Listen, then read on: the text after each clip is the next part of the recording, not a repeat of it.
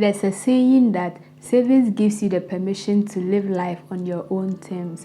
Whether you agree with this statement or not, we all know how important it is to save and the freedom it offers. Here in this video, I'm going to be sharing with you tips on how to save even if you're on a low income. Let's get into it. Our first tip is to create a budget that works for you. If you're on a low income, plan out your income, plan out your expenditure. How much do you earn? How much do you spend? And you see, sometimes there are a lot of budgeting methods and budgeting styles and budgeting tips, in which I have even made a video on the different types of budgets that exist. Sometimes you don't have to follow the rules. You don't have to follow what everybody suggests. You don't necessarily have to follow the 50-30 rule or the 60-40 rule or whatever rules people are seeing. It's your income. Sit down and create a budget that fits your income and a budget that works best for you. Don't live under the pressure of people suggesting that this is the best method. No. Create a budget that works for you and works with you and your income.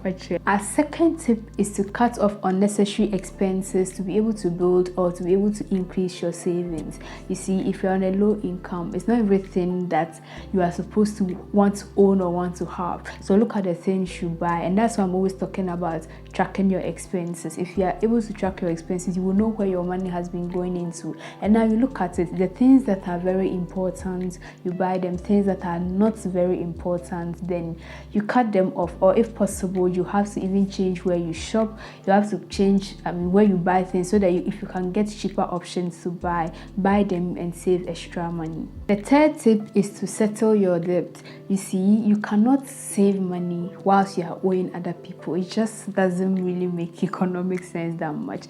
The first thing is to try to pay off people's debt so that the interest will not be accumulating and you have to pay so much amount of money on them. And so the first thing here is to try as much as possible to pay up your debt, and then after you have paid your debt, you get the freedom to be able to save the money. There's just this freedom that you feel when you know you don't owe anybody, and when you take your money, you can now do with it what you want. So try settling your debts first, and from there, you can start saving money and start building wealth. Number 4, make savings a habit. Start now, no matter how little it is. Start now. Start small. Start right now. You see, you don't necessarily have to have hundreds of CDs or hundreds of dollars in your account before you start saving. Most of the time, we try to tell ourselves that, oh, I don't have money. Maybe when they increase my salary, maybe when my income increases, I'll start saving. No.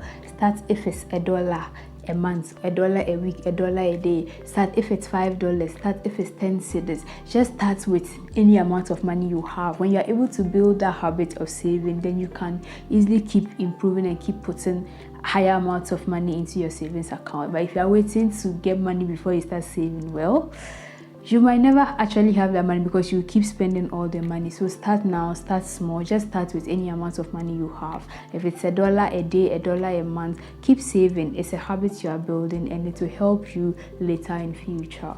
The fifth point is this. In fact, don't beat me because of this, but save unexpected cash gifts. Yeah, don't beat me because I said it.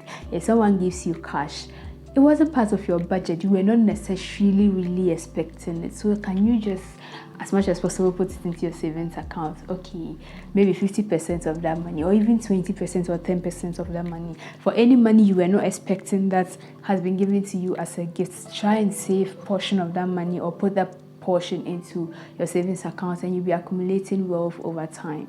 Number 6, save first and spend later. Imagine living a life where you have saved a lot of money, invested it, and now you can do what you want with your time. You don't have to work 40 hours a week again. You can visit friends during working hours or working days. You don't owe anybody any money, and you can get to travel to your dream vacation places and all the things in your bucket list. Do you like that life? The secret is in saving first. Do you know that even if you are spending or if you are earning like $100,000 a week, there's a possibility you might still not be able to save? Yes, because most of the time we are always waiting to spend the money, and whatever is left we save. But the money is not always left. You find something to do with that money. That's why we are saying save first and spend later. When you get an income, save first. And Imagine the kind of freedom it would get you if you're able to save money or invest money to a certain extent, and you can now live in financial freedom.